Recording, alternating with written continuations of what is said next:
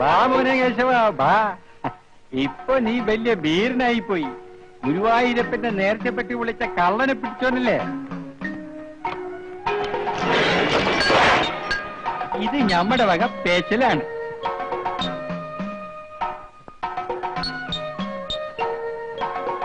പോലീസും പറമ്പില തന്നെയാ, തറ്റിക്കോ വകയാ. ചന്ദനക്കൂടത്തിന് വരുമ്പം നിന്നേക്കാൾ വലിയൊരു മാല ഞമ്മടെ ഇടും.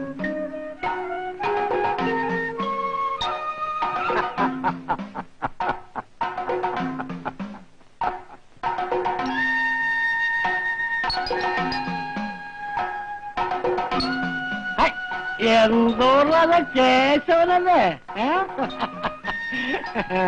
നീ പോലീസ് മുന്നിൽ കള്ളനെ പിടിച്ചു കേട്ടല്ലോ.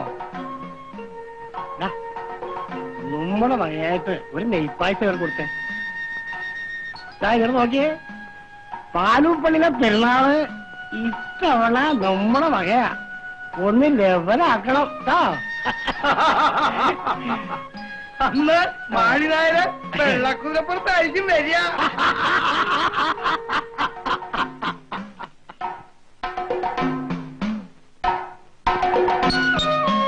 മാളിനാരെ ഒന്ന് മുറുക്കിക്കളയാം.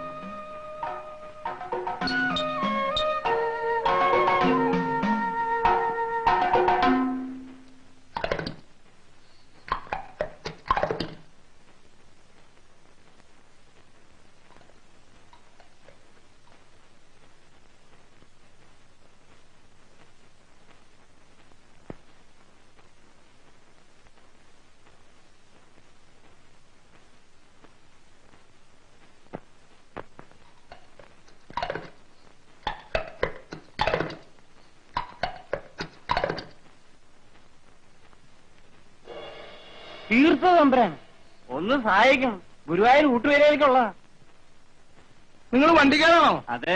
അപ്പോഴേ ഈ പെരുവഴിയിൽ വണ്ടിട്ടിട്ട് എങ്ങടാ പോയേ? അത് ഒന്ന് ദാഹം തീർക്കാൻ പോയതാ.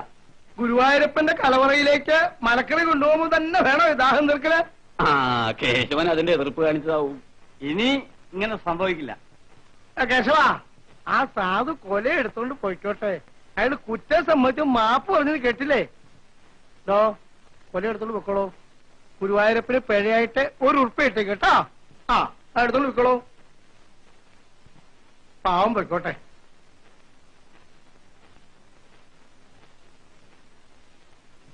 കേശവൻ പഴക്കൊതിയനാണെങ്കിലും ആ കൊലയുടെ എണ്ണത്തിനൊന്നും കുറവുണ്ടാവില്ല. പോയിക്കോളൂ.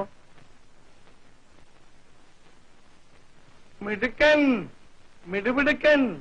നടക്ക. അപ്പോഴേ ഞാനിപ്പം ഇങ്ങോട്ട് എത്തിക്കോളാം. ഒരു ശങ്ക.